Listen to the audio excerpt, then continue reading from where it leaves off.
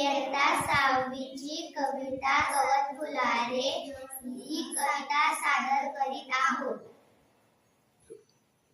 रंग रंगुल्या सान सानुल्या गवत फुला असा कसा रे मला लागला सांग तुझा रे तुझा लढा सांग तुझा रे तुझा लढा मित्रा संगे माळावरती पतंग उडवितो फिरताना तुला